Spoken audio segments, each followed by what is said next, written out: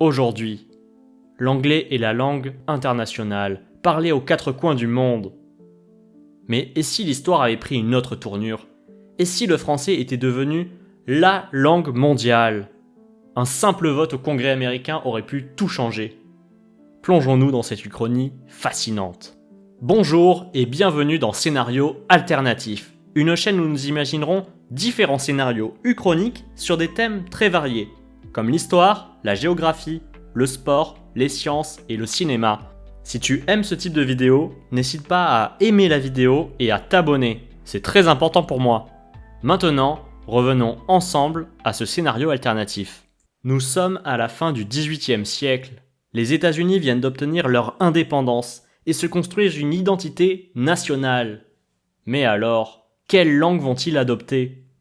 Contrairement à une idée reçue, il n'y a jamais eu de vote officiel pour désigner l'anglais comme langue officielle des États-Unis. Et oui, on évoque très souvent un fameux vote où le français aurait pu être la langue officielle des États-Unis à une voix près. Mais il n'en est rien. Une simple légende. Et d'ailleurs, la même circule en Allemagne. Pourtant, dans un monde légèrement différent, le français aurait pu s'imposer naturellement. C'est ici que notre scénario alternatif débute. Imaginons alors que la Louisiane et le Québec aient intégré la nouvelle nation américaine. Avec ces territoires, plus de 25% de la population parlerait français, contre une majorité anglophone, mais moins écrasante. Les élites politiques américaines étaient d'ailleurs déjà influencées par la culture française. Thomas Jefferson était un francophile convaincu. Benjamin Franklin était admiré en France. C'est alors qu'il décide de choisir le français comme langue officielle des États-Unis d'Amérique dans cette uchronie. Le gouvernement, soucieux de l'unité nationale, décide de bilinguiser les institutions, de l'anglais et du français. Avec les décennies, l'influence du français dans l'éducation, la diplomatie et la culture s'étend, jusqu'à prendre le dessus. Dans ce monde alternatif, les États-Unis deviennent une puissance francophone. Et cela change tout pour la planète entière. Avec les États-Unis adoptant le français, toute l'influence de cette jeune nation s'exerce dans cette langue. Résultat, les vagues d'immigration massive adoptent le français plutôt que l'anglais. Hollywood naît en français. Les grands films du XXe siècle sont tournés en français. On aurait d'ailleurs ces affiches célèbres de films en français, comme le fait le Québec actuellement. Les nouvelles technologies, Internet, la Silicon Valley, tout se fait en français.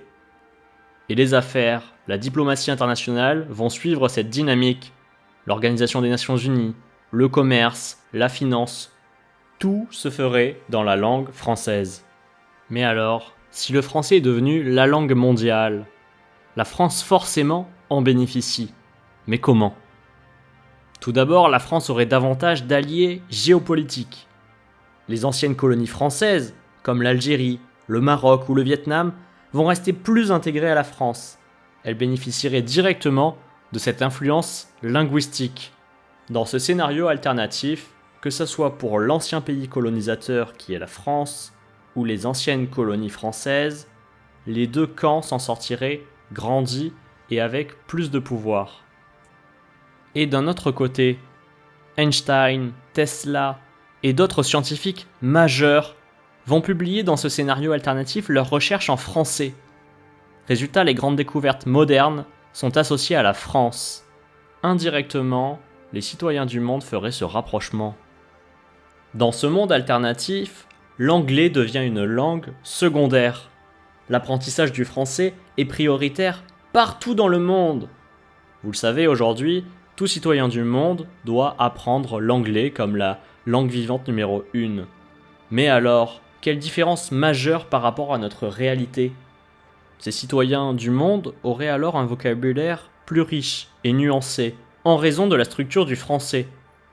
Il y aurait peut-être une approche différente des affaires et de la politique, plus diplomatique selon certains, et des expressions culturelles uniques. Par exemple, la pop culture en français au lieu de l'anglais.